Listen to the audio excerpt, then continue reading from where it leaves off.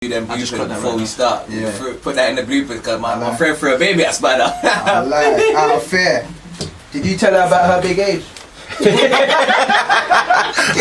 Try to be selective with that. Get onto about like this, the CRM. Yeah, nah, I'm not gonna lie, phobias, they ain't got no age limit. No age limit, because they are weird, some of them, but it just is what it is. My one's being a passenger fan. I got Christmas filled with the face mask now, you know, that is mad. Oh, this is awkward, this one. Guys, can we put your phones on silent? Yeah, phones on silent please, guys. Yeah.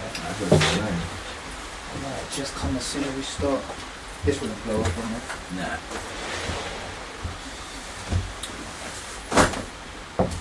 Oh, do you want to put your bag on there or what?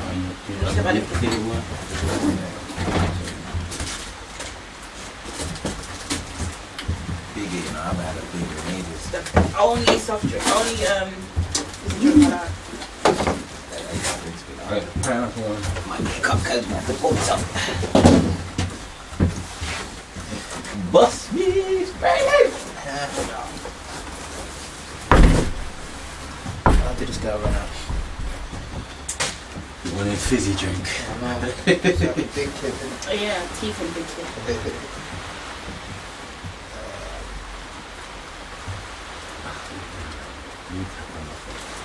Just slap that up, I know. My first name should get X'd out in here. Paganism. It's raining. Where did you have Do not. I got thumbnails though. Yeah, you don't want to drop them off. I got thumbnails where you can just pin it in. Pin it in there. Thumbtack, that's the one. I got a thumbnail. I've I've got a picture for your Instagram. Spider already. Shut up, you grabbed it. I can grab small ones. Just And incinerate them. some selective theatre that you don't The fear is that I have to crush the shit out of them. have to crush. I do. That's the fear. Bit aggressive after you said what you done to a dog. Crush the No, soul. that's different. That's Wow. different. That was fear. Just standing there with my arm up. Trust me.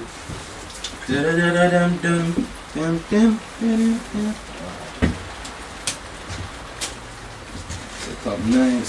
Set up nice, don't it? Oh, yeah, you're not doing well. The episodes are really good as well. I don't actually watch podcasts because I can't hold my attention for that They're long. not a podcast, they're a talk show. Talk show, sorry. But I watched all of the whole episode. Oh, have you? But yeah, and I can't ever sit down. That's why I don't watch films. I can't sit down for that long and just do one thing. Oh, But they're okay. actually really good. Oh, thank you. See, that's a good thing. The one with the girl There's Yasmina and then there's Layla Riyadh Wellness. no, the Yasmina one. Yeah. The one that does like their things. Just Yeah, like, yeah. That was a really good Alright, episode. that's bare things, yeah? She does their thing. Yeah, that was a really good episode. Shout out Yasmina, Empress Mina. Empress Mina, trust. We got a surprise scene anyway, but we can't even reveal that. But yeah. Alright. I'd love to see it. Trust me.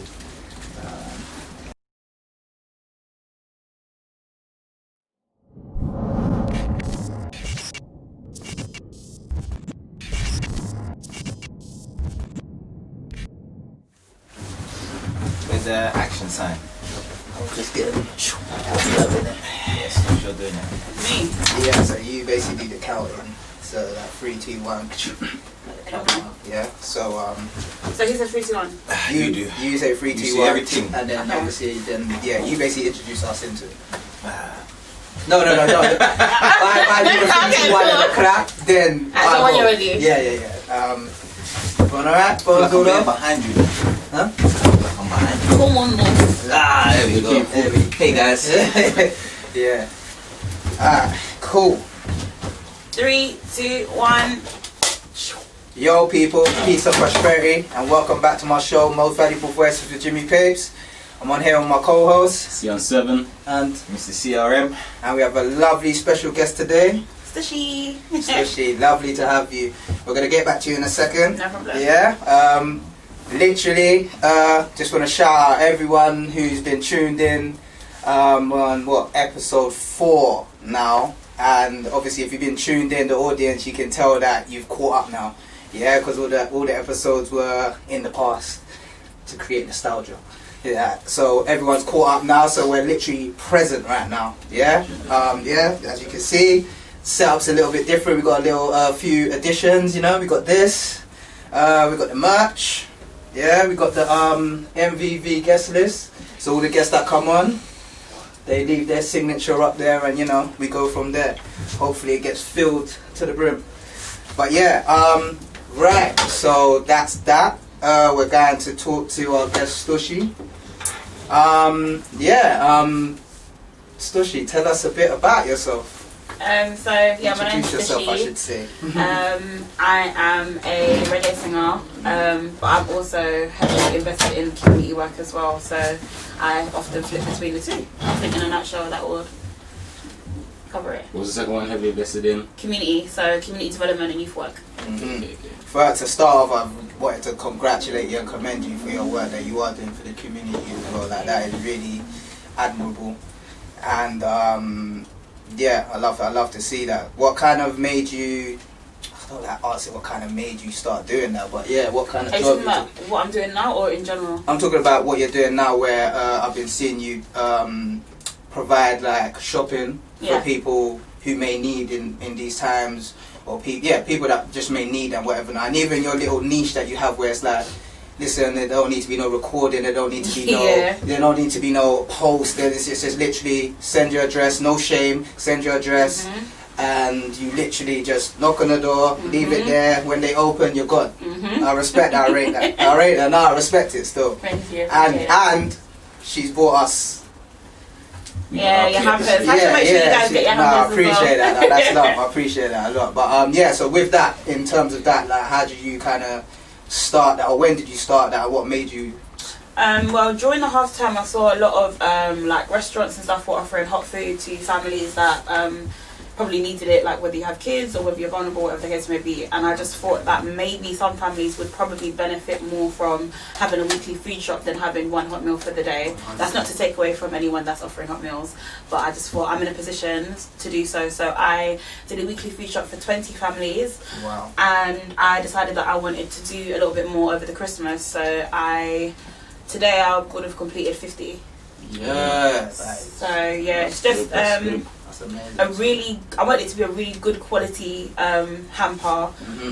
Often when things are given to people, it's kind of the quality was probably going to be reduced because of it's coming from a budget and that kind of thing. So I wanted everyone to have stuff that I would put in my house in the hampers and make sure it's enough to do a Christmas breakfast, Christmas dinner, something sweet and something for the days following Christmas. That's love, because you know what? They say that you're supposed to cook with love. It's the same thing. So you're giving them literally resources, ingredients to this. 100%. Give it with love. Yeah, give it with 100%. love. Nah, that's proper. Have you got a team? You got a team No. that helps you, or what? No, it's literally just a idea I had. I was just literally just on my phone and I was like, you know, I just want to do it. So there's an amazing woman called Shanice who came and dropped off some like little bits for the hampers, and then because she drives and I don't, she literally just drove me to do all the food shopping. Then we went back home, got all the hampers ready. Then she helped me do 20 deliveries. So shout out to Shanice, amazing, amazing. Trust me, 100%. So it's just been 2 of us to do 20, and the other 30 is me. Okay, wow. So how's the load? It's not easy. It's not easy. It's something that when I do it again, because I am planning to launch something in January, but we'll probably get to that maybe a little bit later. I kind of know now what I need to do in advance, how much more time I need to give myself, because it's not been easy. 50 of them, and it's not easy. You're definitely respected for that. Anyway, Thank you, it's proper. It's proper. Like, I really do like that still, because in these times, it just shows that you're a humanitarian at the end of the day, because you're doing that out of just the love of your heart. Yeah. You know what I'm trying to say? So that gets a lot of respect. Thank you, I appreciate it. 100%. Right, so we're gonna get into first off, actually, let's get into the origins of your name, Stushie. I had this name from like is it BBM Okay, day? Like long time, like 2000 and like secondary school, long time. When I was thinking, what is BBM? Yeah, so I've had this name. BBM? I was looking at you like, What is that? I was looking at you like, who mean this? Like, what's BBM? No, so I got this name. It's kind of self-explanatory. So my mum is super strict, like super strict with her kids. So when I was growing up, it was no hanging out with bridges, no raving, no one bag of man, no one bag of friends. If school finished at 3:10, 3:25, I need to be in my house. Do you understand?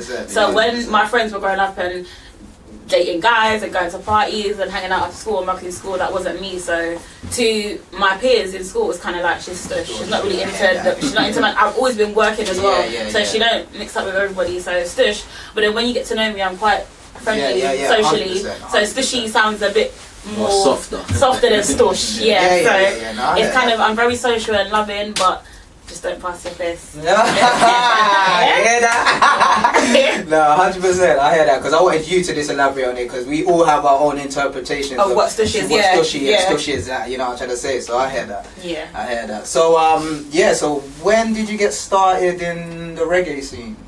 Are you like a reggae and dancehall artist? Well, I've crossed over to conscious dancehall. So dancehall definitely, but the slackness, so conscious dancehall. Okay. I can definitely give the dancehall artists a run for their money, but I'm not going to degrade myself in the process. So give us both a rhythm, and I'm definitely going to.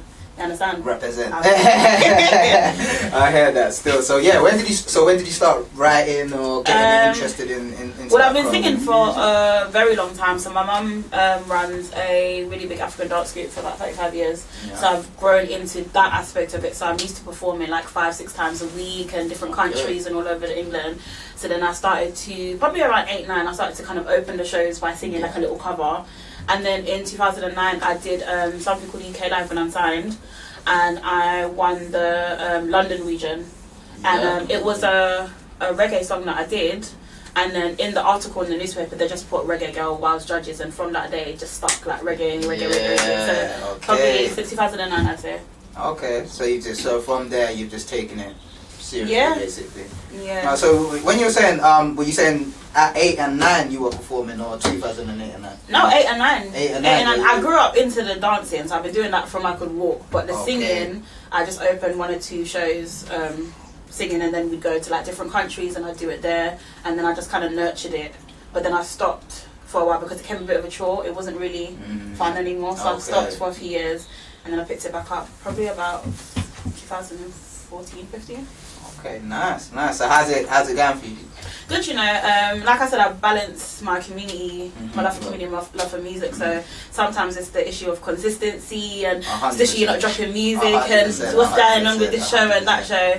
So I feel like if I was going full force with it, but at the moment there's stuff that needs to be done within the community that I have the skill for, I feel. So that's where my heart is. I was just gonna say, wherever your heart takes you, it's timing at the end of the day. 100%. It's timing at the end of the day.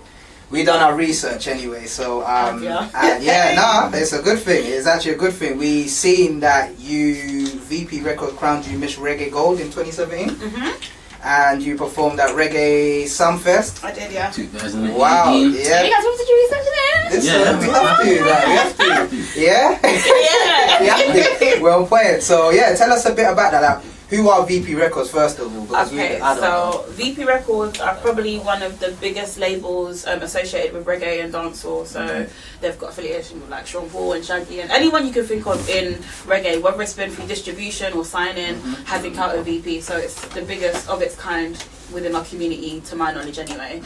So they have an annual thing that they do called the Reggae Gold album, where every year they compile the top reggae and dancehall tracks for an album, and they haven't done it, I think at the time it was 10 years.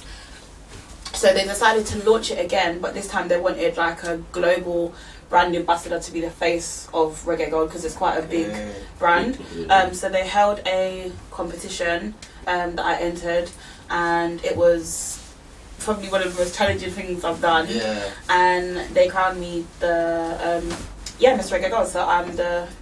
I don't think they're going to do it again, so I think the crown is just going to be mine now. Okay. So, Yeah, that's it. I'm not taking it off. Yeah, like the crown. Yeah, that's it. Shut off. That's it. Done. Competition finished. Yeah, So fingers crossed. yeah, see, when they do that, you win a gift. Like they done. Did they give you your year modeling contract? So what it wasn't necessarily modeling. So it was. So it's like brand ambassador. Okay, So at the time I was doing appearances and meet and greets with like Queen Africa, went to Usain Bolt's leaving party, Christopher Martin, that kind of stuff. So yeah, so it was good. It was really good. Like we got like the competition prize, like you get cash prize and you get like some nice stuff, some bags and that kind, nice stuff like that. We'll get no such thing as 2 bags, but really nice. Yeah, so it was a nice experience, and for me, it wasn't even about what came after it or what I got on the or like the gifts and stuff. For me, it was more so when I heard about. I don't compete ever. I hate competitions, especially when it's around image.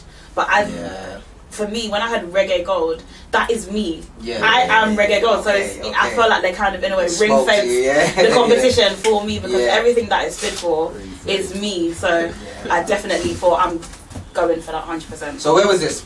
In Jamaica? No, this was in England. This was in okay. What's that? Is it the Grand? Clapham? Okay. Yeah, well, really nice venue. Really nice big venue. We had Cadet was one of the judges as well. I remember that. I saw it on his socials. I saw it on his socials as well. Yeah, we had quite a few public figures there. It was really good. Robert Ranks was there. Yeah, it was really amazing. Good networking as well. Yeah, I was gonna say. So yeah. I was gonna literally say to you. So how did that say? After that happened, how did life kind of not change, but in a sense, like what happened in that the year after that? Say that whole year after that whole Reggae Fest. Because it's so Reggae Fest happened after. Because it's a unique. It's a unique opportunity. Yeah, it's a niche. But also you have to remember, in this country, reggae and dancehall doesn't really dominate listeners over here. So in a way, it's a catch-22. So for me, on one side, it's like there's not a big enough market for me to actually go as hard as I want to go. But then at the same time, it's like because it's a niche, I am kind of fast tracked for a lot of like events, and I have like a really good connection with a lot of the industry DJs and artists and promoters and stuff. So in a way, you just have to make the best out of it, out of the situation. 100%. So through obviously, what you were saying is it's good for networking and that. Yes. So that's kind of. Do you feel like the networking has kind of put you in a position where you are able to, when you are ready, to excel into that, or even push the genre how you want to push it? From Miss Reggae Gold or in general? In general. In general, yeah, 100%. In general, yeah. From Miss Reggae Gold, it kind of stopped at.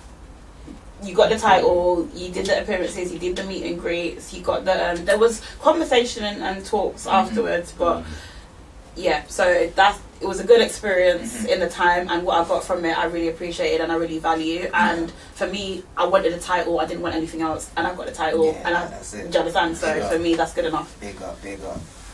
For that chapter. So is that literally the only music that you focus on? No, so originally I started out doing like R&B, so a lot of Jasmine Sullivan, a lot of Alicia Keys, but not commercial Jasmine and Alicia Keys. More like the underground songs, because vocally they really push you. Do you know what I mean? So it's a lot of that kind of thing. So you're into the old school then? 100%. 100%. I'm not really into that. I don't even, like, as a listener, I don't really listen to new school music. I couldn't tell you the lyrics to any Drake song. Or I appreciate them as artists, and I look up to them as artists, but for my own consumption, I'm very much in my box. And I know a lot of artists say, I don't want to be put in a box. I don't want to be put in a box. No, I'm alright in my box, because my box is designed for me. 100%. I'm not gonna. That's what's funny. I'm thinking, right, that's things that I say, but no, it's good, like-minded. It's good. Yeah, don't change it either. No, never done. 100%. So, so who were some of your inspirations then? And just in general, just growing up, on musically and just in general. So musically, since we're on the topic, would definitely be Taurus Riley. He's like, I don't know what the Godfather.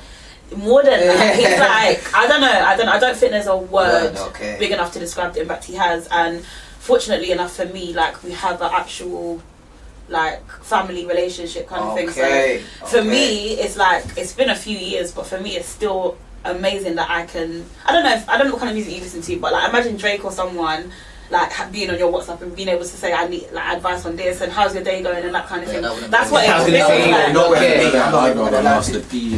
Yeah, sorry, someone that you would listen to. Because my love is centered in reggae and he's a giant in the industry. For me, it's is that not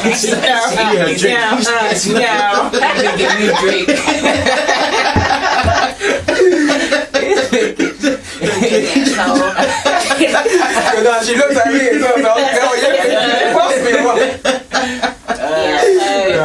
Taurus Riley is definitely one. In my early stages, a lot of my content was inspired by Queen Africa because I love her messages. I am Popcorn's biggest fan. Like in my mind, yeah, you know some girls think they're Beyonce and Rihanna and stuff when they get ready. In my mind, I'm actually Popcorn. I am Andre something. When I'm getting ready, I'm not Beyonce and Rihanna and I'm in Kingston right now. Yeah, so I think those three and Jasmine Sullivan. Nice.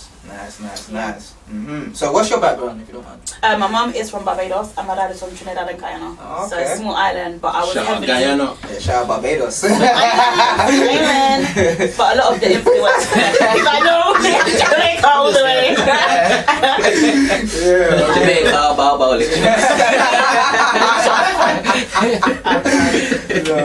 Growing up, I was spent a lot of my time growing up with my godfather, who is a very traditional Jamaican man. My parents are both Rastafarian, so the reggae was in the house from the womb. And a lot of my friends and close people around me are all Jamaican, so that's where a lot of the influence comes from. So where have your travels taken you? Like so Ghana a number of times, Gambia, Barbados, Jamaica. Music wise, yeah. Music wise, yeah. Okay. Which one was the best for you? Well, I was about, you know what? It has to be something. It's like Jamaica. Because of the magnitude of what it was. It has to be that. I was gonna, How did you get into that? Okay, so I went to Jamaica for my birthday actually the year before, and one of the weeks, DJ Face, I have to always like give thanks to him. He advised me to go to a venue called Pier 1 and just like hand out my CDs and get to know the locals and that kind of stuff. And they did a open mic the last night I was there, and when I went on stage and performed, they invited me to a table at the back full of like American men, and I was like, okay, this is interesting. Long story short, the owner of Pier 1 is actually the owner of Reggae Sunfest as well, and he spoke to me and he was kind of like, who manages you, and do you want to do Sunfest? And I was like, well, yeah, but I'm leaving tomorrow, so I don't know what to do. So he gave me his contact details, and when I got back to London, I lost it. So I was like, do you know what? It wasn't meant to be. And then I entered and won Miss Reggae Gold. Yeah. And at one of the appearances in VIP, he was actually in the country sitting right next to me. Wow. So he's like, we have been looking for you. So we exchanged numbers, and then he just made it happen. And then I ended up going to Jamaica for 3 months. Wow. Solo, yeah. Even though By yourself, Yeah, by myself. You're going That's an experience. It is best thing I've done in my entire life. Best thing. I can imagine. You didn't come back speaking patois now. No. Only when the rhythm's on I can do it. But in real life, definitely British. I hear you. Yeah, That is good though. That's definitely. You're very experienced then, I guess. So how was it like? Wait, let me say something. You see at something, I know there's like a lot of artists. What artists did you get to meet and talk to? So the brilliant thing about Sunfest is, aside from the fact that it's the biggest festival on earth for reggae and dancehall, they actually, there's like 7 nights in total. It's like a week worth of festival. So they could have just put me on a random street dance or something, but the last 2 nights are the biggest ones. So they're the stage shows. The first night is dancehall, second night is reggae. So the first night is like Popcorn, Spice, all of them lot. But then reggae night is like Damian Marley, Beres, Bounty Killer, Buju, that's the list. I saw the list. That is the list. I saw the list. Maxi Priest, like all of the ones that someday you're listening to when you're cooking the rice. Do you understand? And they put me on the actual. That still. What else? They put me on the same night as them. They put me in the same night as them, but they also, like, on the actual flyer with all the faces, they put my face in the middle as well. Yeah. So on all the billboards in Jamaica, well, like, I was, with the 3 months I was there, I'm in KFC, I'm seeing my face, I'm on the coach, I'm seeing the billboards at the beach, in the malls. They got like Ferraris driving around with it on there. There's like a big truck in New York driving through. Like, and I'm just thinking, my face is just like, it's mad. It's mad. There's no way answer you had that. Be a mad feeling. So I met everyone that was there that night, really, because they literally treat you like royalty. Like, they put me in a hotel with Beres and Beanie Man. Not Beres, Beres, Hammond and Beanie Man. Yeah. And that in itself was, I'm checking in and Beanie Man's behind me, and I'm just like, oh! But you have to Maintain it, I don't do that, I can't do that. Just because we're in the same industry or whatever, even artists that are at my level, if I'm a fan, I'm gonna be fangirling. This whole industry thing, you have to act cool, and not me, you know, because if I turn fool in my house, I'm gonna turn fool in my house. Do you not think that these are acting cool? They are not. I'm telling you now. No, I've seen it. Cool. Sometimes I'm just like, listen, when I'm at home, I'm in my room, you get me, doing the things. Do you understand? So when I see you, I'm gonna give you your flowers. Do you know what I mean? 100%. That's real. 100%. Yeah. So that was mind blowing. Figs in the industry, man. So what do you think the breakthrough would be to get reggae and dancehall a lot more airtime over here, as per se? Or is your audience even over here like that? Yeah. There is a good audience in Europe. Europe. That's exactly where it is. Like, if you want like the money, the shows, England, everyone wants English money. If you want like fans, if you want numbers, if you want bookings, Europe. But Jamaica is the foundation, so you have to go there to do Europe. You have to be accepted there. But all three of them have their, and Africa, but all of them have their own different benefits. So technically, you have to be able to. Well, you're stamped in Jamaica. You just need to get Europe now.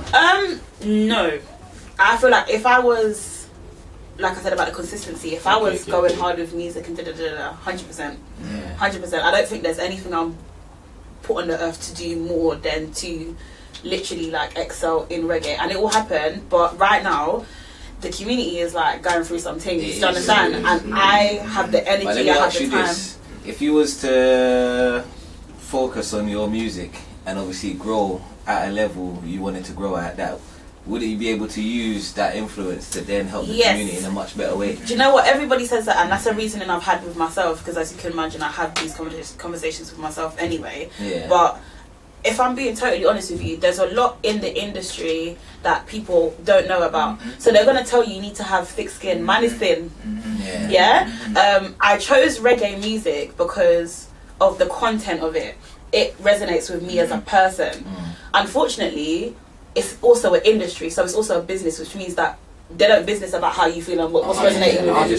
To a certain extent, they're singing about it, but really and truly, it's a financial. It's a figures. Do you understand what I'm saying? So for me, I have to decide: do I want to compromise how I feel and how I feel about certain things and the runnings of it, just in order to go through, or do I just, you know what I'm saying? People know that I can sing. People know I can write. People know that I have a really good network with those that are here. When the time comes, the time will come. But until then, I'm not gonna come and kill myself. I'm not gonna come and kill myself. 100%. No. I hear you. Alright, this is a topic now. Oh my God, I'm ready now. Yeah, we're in it now. Yeah, this Small is a talk done. Yeah. No, it's all part of it. You get me? But cool. Contents of lyrics. Do you think, like, what's your take on the content of lyrics? For me or in general? For you, because like, as in profanity, certain words that are used, certain phrases. Like, what's your take on that? For me, I think the answer is in my name. So my name is Stushie. So you're not really gonna ever hear me saying I'm gonna take somebody's man, or telling you the size of my lady parts, or letting everybody know what happened. Do you know what I'm saying? Because I tell you why. Because I'm very much grounded and accessible and social, like in my community. I'm very family orientated, and at the end of the day, there's definitely a king that I'm gonna eventually have to connect with and have children with, and there's no way that I'm going to. Do you know what I'm saying? I can get that. There's no way that I'm gonna be like. Gotta keep yourself having all the money and the hype and stuff, and then when me and him are like chilling at home or cooking Sunday dinner, and then the radio's on, and the whole world knows what his woman feels like. I heard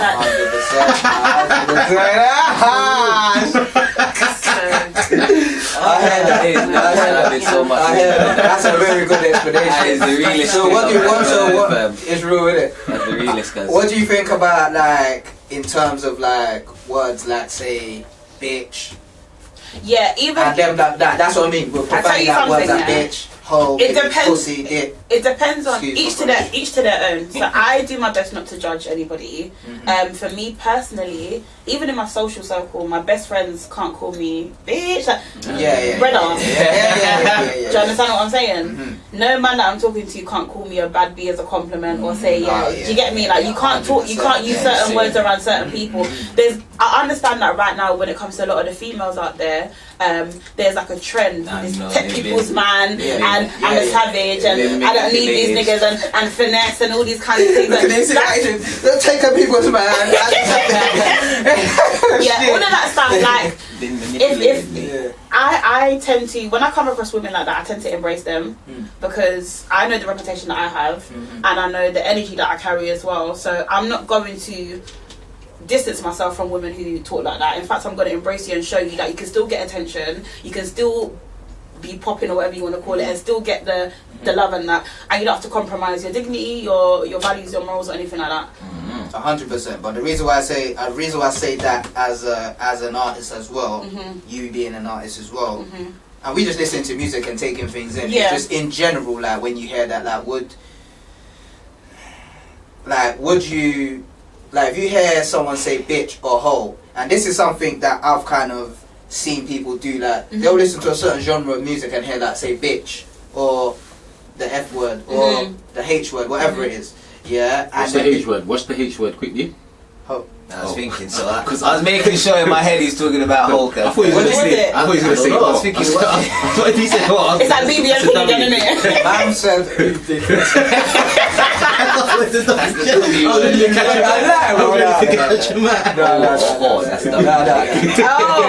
that went over my head as well. That went over no one's head because it weren't correct what he said. I was making sure the H word was Hulk. What else could H be?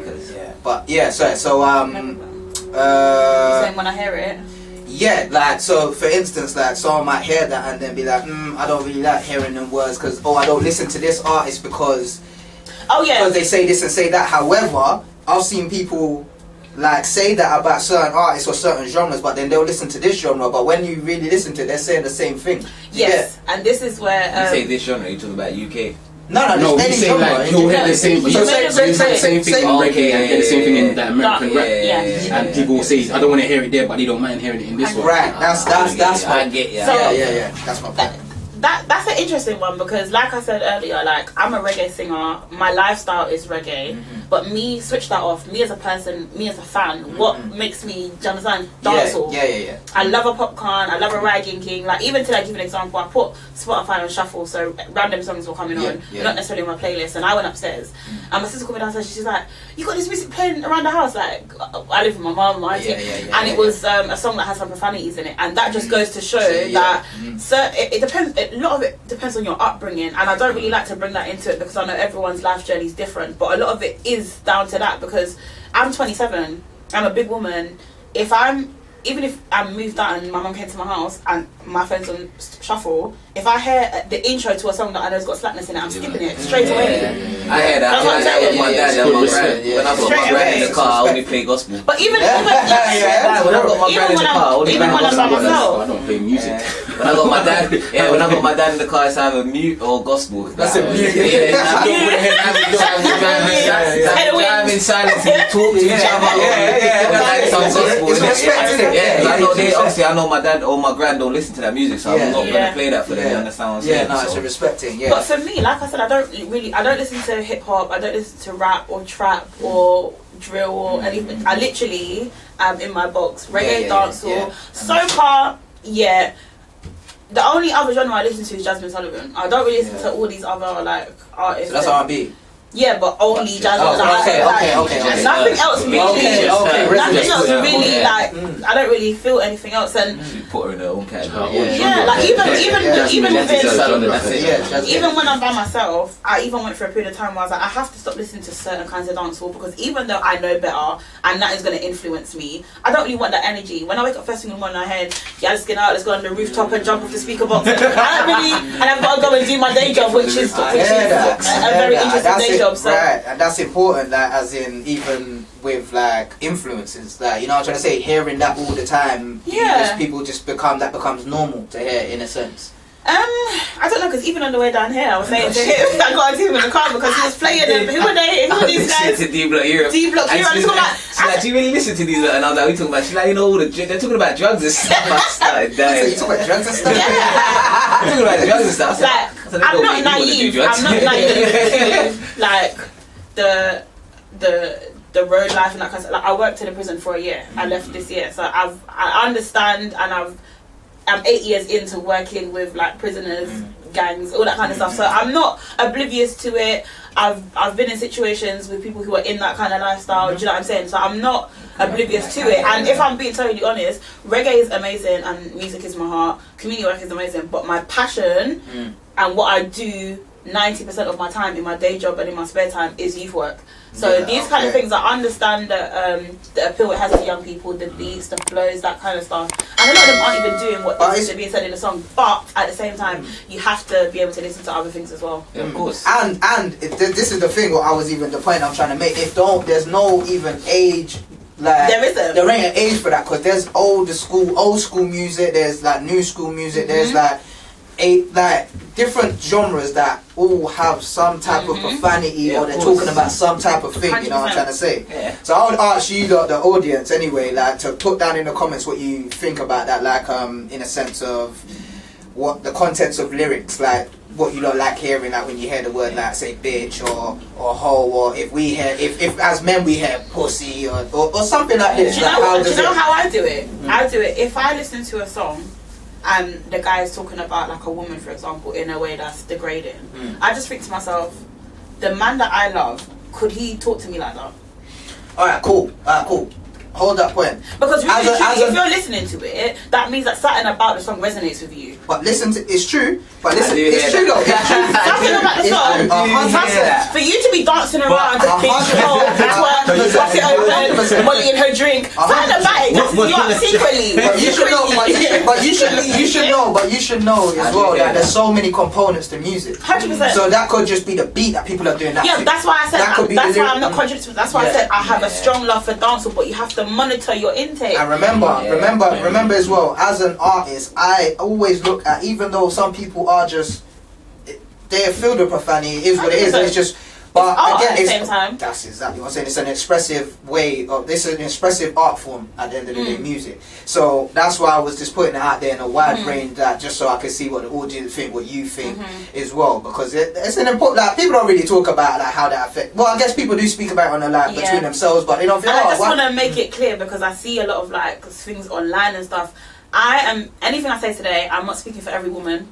No, because I'm speaking only for myself. Sometimes you see women say something and they're like, oh, girls this, and then the girls are like, oh, pick me. I'm definitely a pick me because I want to be picked. Yeah. So I'm not speaking for every woman, I'm just speaking for myself. No, of course, come on. There's no disclaimers needed, because you see the audience that we have. Yeah, 100%. All level-minded, like-minded people, you know what I'm saying? We're all about speaking our truths, you know what I'm trying to say, 100%. And keeping it true.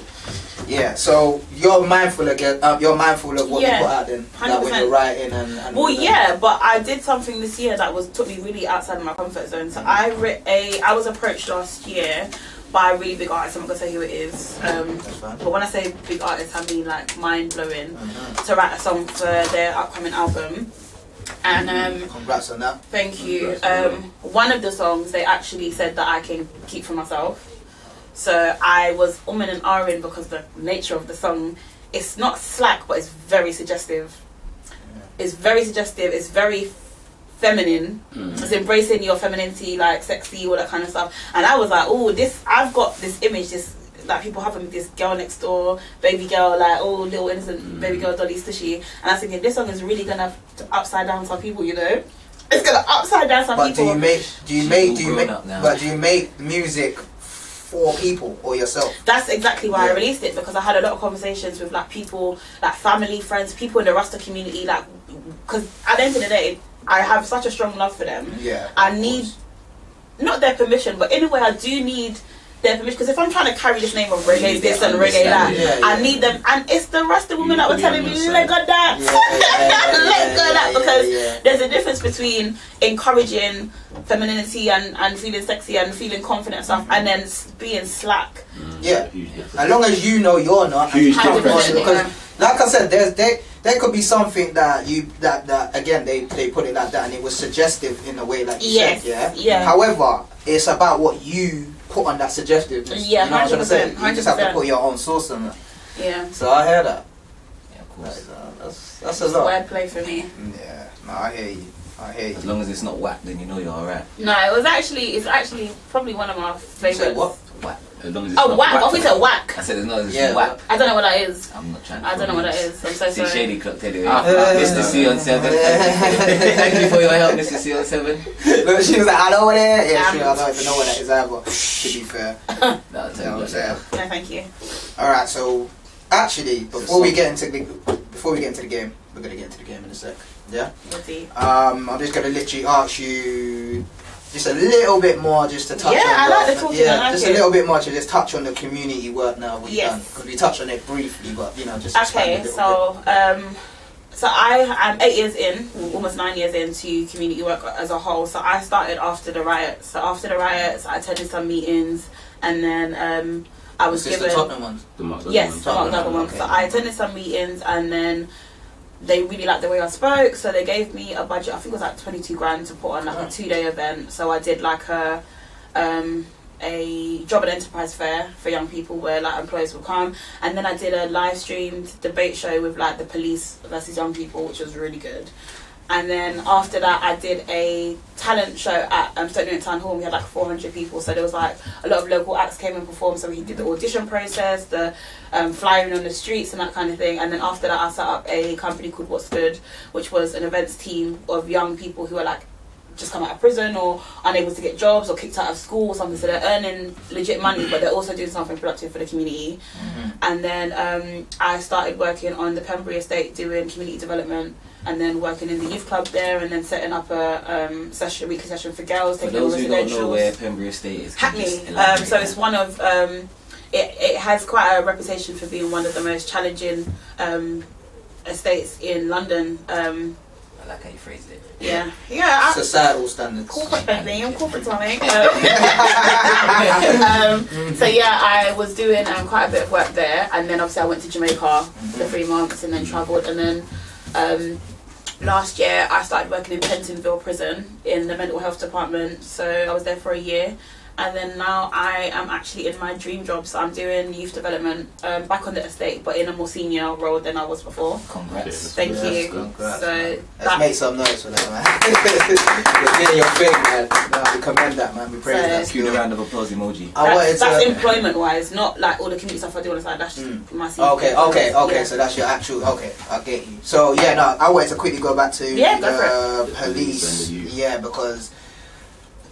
Yeah, so how did that go? Like, as in, what do you mean? Were there actually police from the police force? Yeah, there was police, like clothed uniform. Borough Commander came, and it was kind of like a debate session. I would love to have. There's a few organisations in Hackney that we came I would. That was really interesting. Because it was not so long after the riots had finished, so it was kind of, there was still a lot of tension, there was still a lot of like misunderstanding, but I feel like both sides handled it really well. I feel like there's a stigma attached to young people, like they're not able to articulate or they're going to be aggressive. 100%. So the police, I think at first came with their guards up ready to just be attacked, 100%. But then they were pleasantly surprised, as always, whenever I do, as long as I've been doing youth work, whenever I introduce both sides, so whether it be corporate and young people or authorities young people or whoever young people, they always come to me, expecting to get battered. I was expecting to get, you know what I mean? And I was because just like, because you guys have a perception that's what you that go I'm into it so with, and so it's that's not how my you job act. to change that perception because it's built Eventually, I in. want to be able to do something like that. No. Surrounding cars. Yeah. Like, I want now, but like, see what you do with the youth. Obviously, I want to show them that they can get like nice cars and nice things without having to go down the typical. And that's exactly. So obviously, we may have to talk though, because we have to organize. Because I've got connections where I would love to be able to bring like a group of people who have their nice, expensive, exotic cars to different areas just to show kids like. We'll make it happen. And just to show them like these people who love cars are very like-minded, they're very understanding. Like, you know, people have a stigma against people who have nice cars, that they think they're better than us. But you see, when you all have a passion for the same thing, it actually doesn't matter where you come from. So that community, me being around the community, I would always say to you, I was like, bro, this community is mad because it's just love. Like, everyone's just cool. Everyone's just passionate. No matter how old you are, From young to old, because I've seen remember that old man when we went hailing? He came up to you and he was like, oh, he was showing you pictures of his cars. That's what I'm saying about the cars. I'm sitting there thinking, hey, Mr. CRM, I don't know. But you get random old men coming up to you saying, look at the cars I have. Like, it was an old school thing, innit? Yeah, it was an old school, I wanted to do, that's what I'm saying, we're going to have to definitely speak and try and arrange. I've been thinking about, I just want to have, I don't know, personally, I want to have a one-on-one conversation with a police officer that is in the force and just put them in our shoes, in a sense, like, as in, have a conversation. Same sit down. Same sit down. Obviously, everything calm, like, everything, like, but just put them in our shoes, just so they can maybe see out of our eyes, like, right. So if you come and approach us, this, like, these amount of people, and then just grab us like this, there's gonna be a reaction. Say if you put the shoe on the other, I just wanna put the shoe on the other foot every time, right? So you do this. Say if me, 1, 2, 3, you just walked up and then just grabbed you like that, you're gonna feel what I will say though is I feel like one of the reasons why I've been able to like climb this youth work ladder and get to where I am now is because I really have a realistic approach to the work that I'm doing, because number one, it's an ever-changing, ever-evolving situation between our community and the police, But what I will say is, and I feel like the only time that I've ever, because I've done this a few times with young people in the police, the only time I feel like it actually works, because sometimes it doesn't, is when you manage expectations. Because there's a lot of the time, it's a catch-22. So on one side, you're kind of like, they're human, we're human. There's some communication that we're able to get through to each other. Some barriers can disconnect. But then at the same time, there's always going to be that thing in the middle that you can't dismantle a system that's been put in place years before us. So if it is that you want to have a conversation to perhaps mend some of the issues within the community and make it easier for us to communicate with them, that's definitely doable. But if it's to try and change a system, it's doable, but you have to manage your expectations. I hear what you're saying. I hear what you're saying. You see, even on that, the way I would come on it is, I'll come with no expectations.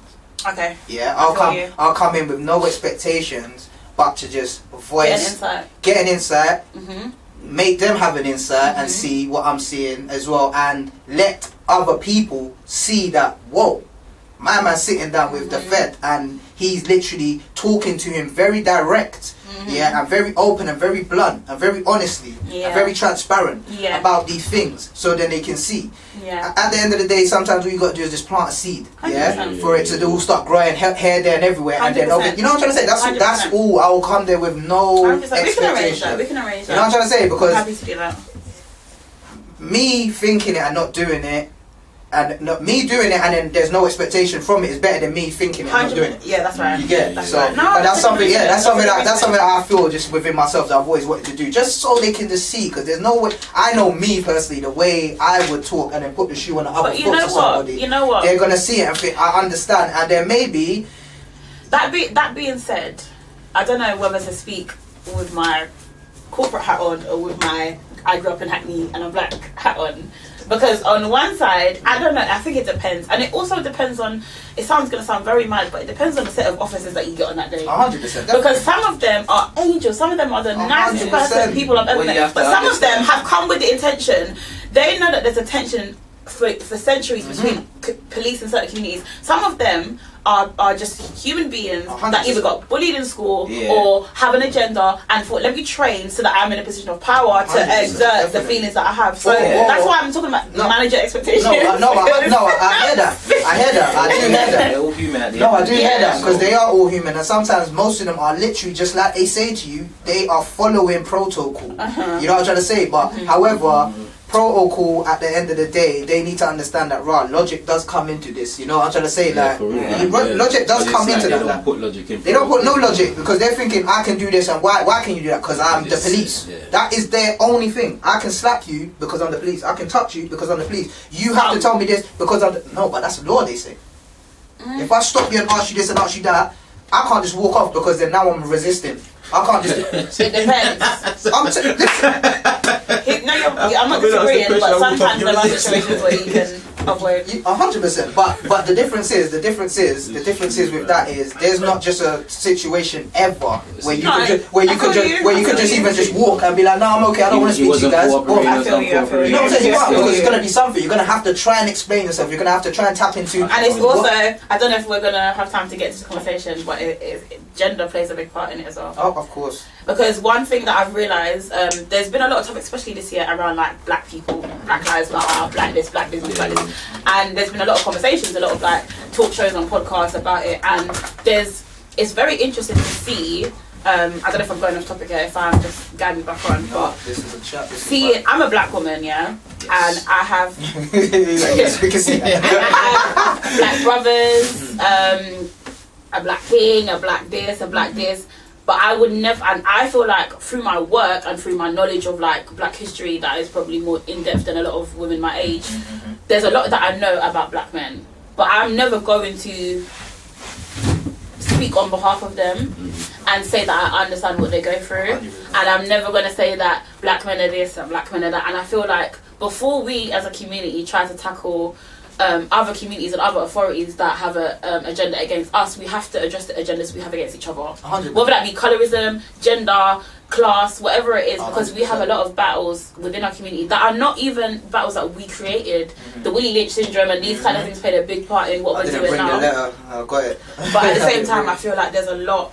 It would be good to have a reason about black men and black women. Even though it's a tired topic, I think having it from different mentalities. I think episode 2 we touched on that. I think episode 2 we touched on that as well. That is that the mental health one? Episode 3. It's episode 2 with Yaz. We touched on that. We touched on that. When we were having a mad debate going back and forth, we touched on all of that. It was about everything, like, you know what I'm trying to say. It was about literally this. It was, and that's how on this show. This is how I like to tackle it. Because it was a bit of both. It was a bit. That's what I'm saying. That's what I'm trying to say. So I like to tackle things on the overall, not just something happened, trend, everyone talks about it. We touched on it in episode 4, like black people and black people, basically. 100%. You know what I'm trying to say. So we like to touch on it like that. You get me? So yeah. There's so much parts of it to touch on. There is, and we ain't got that much. I just found it relevant to say in relation to the policing, because as a black woman, my experience would be a lot different. 100%. Black men, I don't have like, when you guys leave the house, you've got so much things that you have to consider. 100%. In terms of, am I going to even come back home tonight? Whether it be, when you just step out of your house, mate. I've been stopped outside. Not even just that though. I'm saying in my robe and slippers. In my robe and slippers. I've been stopped outside my house, and they said, "Where do I live?" Yes. Maybe they didn't like the road. I just looked over my shoulder. You know what it is? Wait, I think that's what it's like. This is the green one. The green and grey. The green and grey. When I was living in Springfield, I got stopped outside my house in my robe and slippers on Leave You. Man said to me, "Where do you live?" I just looked over my shoulder because my front door was still open. Do you hear that question? What? Do you hear the question that the Fed asked him after No, but hold on, I didn't even get to say. I didn't even get to finish what I was saying. You see why man needs to just say that? I want to say that to a Fed. Let me say that to you and then hear how that sounds. Those are the funny ones that want you to react. Of course. I didn't even finish the point I was making. Yeah, the point I was making, and it's a good thing you said that, because when I said you guys have a lot to consider, you have the police, a lot. You have yourselves. 100%. Because 9 times out of 10, it's probably going to be a black man that probably stops you just as much. You can't decide what comes from what battle. Let me rephrase that. Don't say that. It must be difficult to decide which battle is harder. To ask a black man, which battle is harder, with the police or with your own? And I'm not saying that. I'm not saying that the fellow black men have the same intention as the police. Sometimes it's a lack of knowledge of self. 100%. Do you know what I'm saying? If as a black man, this is how I see it. I might be wrong. Like I said, I will never try and speak for them. But from trying to listen, because a lot of black women, or women in general, we listen, but we don't listen to understand. We listen to respond. So I try and listen to understand. Women listen to respond, not to understand. I try and listen to understand. And for me, what... Listen. I'm listening. Alright, you know. That is the best thing. No, that is. I've seen a lot of things that women are not understanding. A lot would men. admit that, you know. Yeah, Not many would admit that. By you. many, I mean hardly 0. That's true. That is the thing. You're the Most first women person I've ever actually heard listen admit to that, you know. respond and not listen to understand. But again, this is it, because you have an understanding of yourself, whereas you can come forward and say that. So many quotes, Yeah. so many quotes you could just put on a little page. Be real with yourself. Watch it, as it's from today. Yeah. I'm telling you. So Listen, we're getting a trophy anyway. We're getting a trophy soon, because that's what represents this show. Like, most valuable voice with the trophy, you get it? Because that was, this those is are some MVV quotes. Some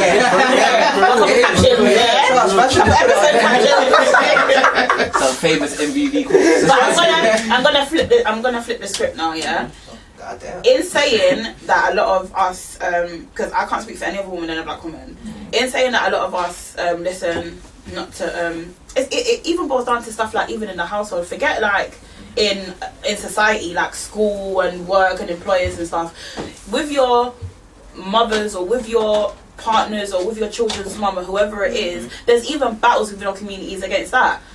Everybody knows a black man who's got an issue with the mother of his child, 100%. or everyone knows a black woman who's been abused by her black partner, but doesn't want to report him to the police in case the police kill him and she's a snitch and we don't talk to the police. 100%, There's so much to unpick and so many layers to go through and clean and go through and clean and go through and clean, that it's going to be a generational thing. I don't know if in our generation, even if we start and go hard now, I don't know if we'll see the benefits of it, because that's how much there is to undo. That's what we said. That's what we said in. Was it episode 3? Yes. When I said, I feel like it is all generational, but we are the change. I feel like we are just the change, because not like no other generations weren't awoken or whatever not, or whatever not like that, or had leaders or leadership skills or whatever not like that. Yeah, I'm not saying that. However, I just feel like because I'm living in this generation and I'm around people within like my same generation, age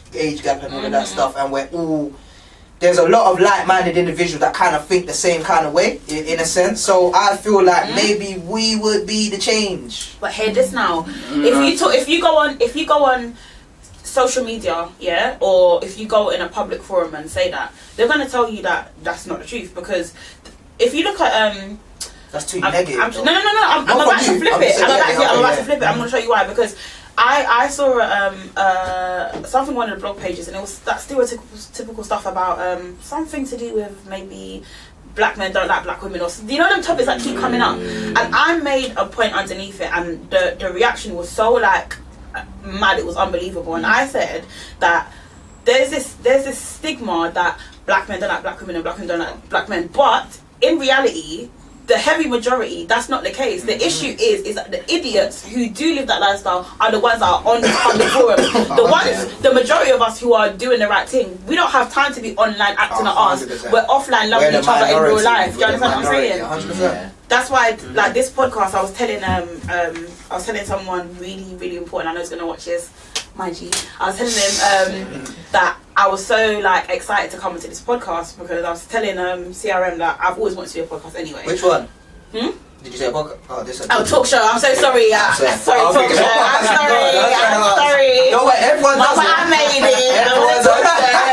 Come on. We're the director thing again. But I've always wanted to come onto a forum like this, then, should I say. And the reason why this one was the best one to come onto like first is because you said something in one of the episodes that this content isn't for the masses.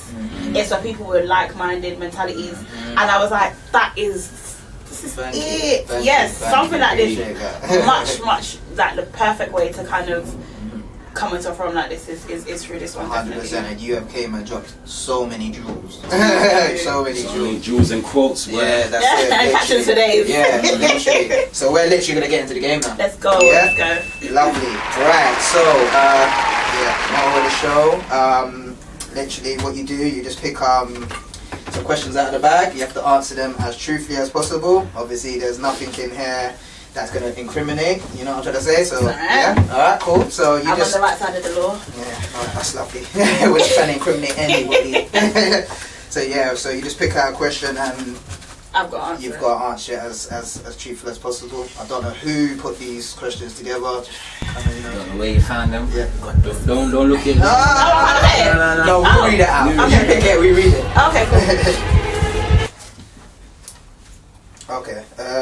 You lost your phone and somebody found it. What would you be most fearful about them finding? Alright, so they're like do you know what? Do you know why it's funny? It's because it's nothing that you would expect. It's not like news or anything like that. We don't expect anything. No. But that's the stereotypical thing that you think. But for me, there's one person, yeah, and I said it to him the other day, yeah. If anyone opened the chat, they'll think that we're both like together crackheads. No, because we don't have no sense. We don't have no sense. So I think that is the thing I'm probably scared of the most. So your chats. That chat. One chat. Yeah. Definitely. Shout out to that friend in that one chat. I know. They're sweating right now. I'm gonna put a code on my WhatsApp. Another question, and Mr. CRM will answer it. Read it out. I want to do it, man. That one, yeah, that felt big, boy. Fucking hell, this one always comes around. Your favourite celebrity crush invites you to their hotel for a one-time VIP intimate experience, but you have a partner. What are you doing? First of all, who is the celebrity? Yeah. Yes. Crush. Do you know what? I was having this conversation yesterday. I don't actually have a celebrity crush. I'm not gonna lie, no, sorry. What? Go on, no, because talk the truth. I don't have a celebrity crush, and I don't feel like anyone should even really have a celebrity crush like that. I'll answer the question. If I did have one, I'll tell you what I'm doing. I'm 100% going, but I'm bringing my partner with. We're gonna take some pictures. My partner's gonna take the pictures. He said exactly that. My partner's gonna take the pictures. I'm gonna tell him I'm gonna get a selfie. Maybe ask him if he wants to do a collaboration. If not, then no problem. Then I'm getting the and I'm going back home with my love. You understand? Because really and truly, aside from the fact that an ordinary man couldn't invite me for no intimate experience in no hotel, that's not happening. But aside from that, when the brother's finished what he's doing, you think he's not got 101 groupies? And then my love, my nice sweet king, you think I'm gonna embarrass him? Not me, boy. I'm going home. Wow, Stushie. Please, man. Living by the name, for real. We're editing this to slap a crown on. I like this. I like these more questions. Alright, this is fun. Pick out and Mr. C on 7. That feels small, which means it's probably going to be straight to the point. Crazy. Well, this is crazy. Oh God. I'm just getting your hopes up. What, in your opinion, is the best dance movie out? The best dance movie out right now? Wait. Out the 3. Oh. You Got Served, Honey, movie. Save the Last Dance. You Got Served, Honey, or Save the Last Dance. I've only seen You Got Served and I've only seen Honey. Okay. The reason why I say Honey is because they got like different styles of dancing. From what I can remember, I'm not really a film person, but I love seeing when kids can like bang out routines in it, like, and it's synchronized. So from what I remember, if it's the same film, then it will be Honey. Honey was good. Honey was good. You Got Served is that. Don't get me wrong. Even Save the Last Dance is all ham. You Got Served was. But You Got Served for me, just that's the upper echelon. If it's like Harry Potter, then I know every move, cuz. I know every move, cuz. Secretly. I'm telling you now, any fan on You Got Served, you know every move too. Not that you can do the move, but you know every move. You know when it's coming. I can do it. That's right. I know what's coming. Yeah. Like, oh shit, he's about to get it. Last question to finish off. Let's do another 3, man. Let's do Yeah, another I'm enjoying myself. I got more deliveries to do, but I'm enjoying. So 2 more after this one. Yeah. You might be the next one, then. Oh shit. Preemptive. And then you picked it up. I picked up one more for you. Oh, yeah. Determined. Okay. Someone wrote, what is one of your fetishes? What is what? One of your fetishes. As in someone wrote it. I love that. You had the birds already, Joe. What is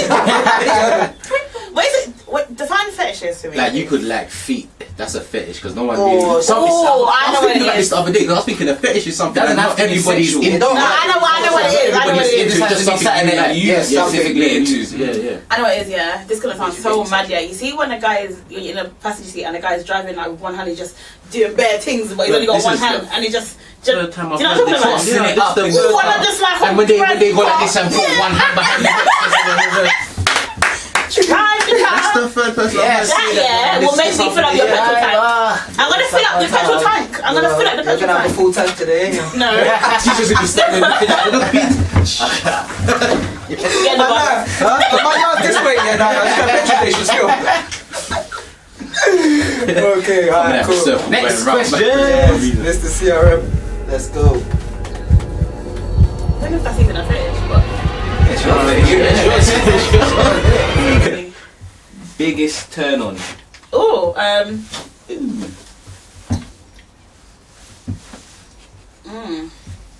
Oh, this is awkward. This is awkward. Sounded like it's not free right, you know. Say with 3 months talking about what's your biggest. Anyway, it's all family. It's all family. Yeah, but who even said who What wrote is- these? This is the audience that wrote this. I'm gonna cheat. I'm gonna They cheat. sent You can't it in. cheat. I'm gonna cheat. You can't. You can't tell me that. I'm definitely popcorn right now, so you can't. I'm in my gangster zone right now. Unfortunately, that's still What not is? that. What is? It's a person. It's not a thing. Your biggest turn on is a person? It's a person. Okay, Yeah. well. Okay, that's alright. That could be a turn. Oh, it's just a person. Yes. Like the style of person. There's one specific person. And they just turn you on. It's the only What is that about? It's a turn on. The whole everything. Them. The whole thing. Next question. Yeah, now I want name drop. No, I'm joking. Nope. You don't name drop, man. Yeah, no, we don't name drop, I know. We don't do it. I know. We Low definitely key, low don't. key. 100%. CO7. Ah, go on, got one bonus one. Why you trying to I didn't read that one, then they give me that one. These two and nothing. Oh, That's just that one. Because you You're gonna make us read out the whole, read out all the questions. If you could change Christmas one special. thing about yourself, what would it be? Oh, I've got courage for not the wrong things. Don't say the wrong things, but there's one particular part of my life that I really wish I had the courage that I have everything else for. I've got courage for everything else, like worked in prisons, but simple, small thing. There's one small, simple thing that I really need to do, but I don't have the courage to do just yet. So I think that would be it. That would be it for 21. Build that confidence for that Yeah. one thing from the total package. Oh, I don't know about the 2021. I'm going to try. I'm going to try. Okay. So yeah, I think yeah. We've got the last extra one. Yeah, the but last, last one. Wow. Have you ever had sex with more than one person in a day? Alright guys, so that was the end of the show. And I don't answer any questions about sex or anything like that with anyone other than my partner. That's fine. No, that's The cool. proof is in the name.